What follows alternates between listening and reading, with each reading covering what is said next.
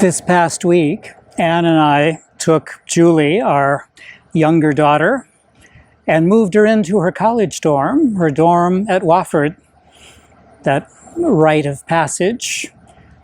And it was a good and joyful thing to see her in that moment, to see her kind of stepping into a new identity, but still bringing the Julie we knew along with her.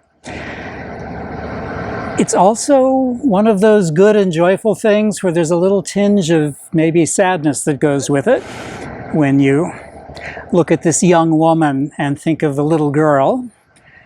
And that little girl is somebody else now. Those days are just over.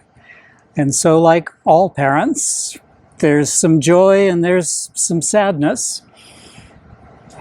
And a lot of our lives are like that. Change is just so inevitable. And it's hard to let go of some things, even when it's for something better. And certainly what we're all living through right now, and the question people are asking again and again is, what is this going to be like when the pandemic is over, when the election is over, when at least some of the turmoil in some of our nation's streets has calmed? Is there any normal to go back to? Probably not. There's going to be something new and we don't know yet what it is. But I think about that moment in that dorm room and that look of joy and expectation that even as something is being lost, something new is being created.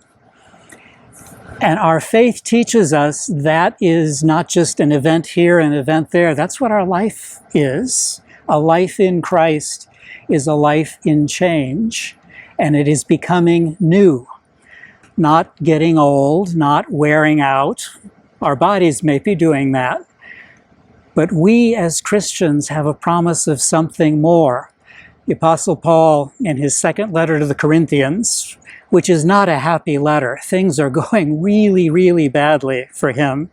And there is anger and fear and resentment between him and members of this church. It's like family, and they've turned on him.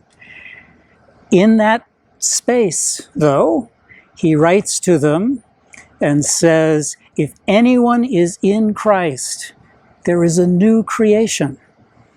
Everything old has passed away. See, everything has become new. So as things change, as we say goodbye and say hello to what comes next, we are in Christ. Even when things seem troublesome, it is a new creation. It is God's creation, and we are part of it.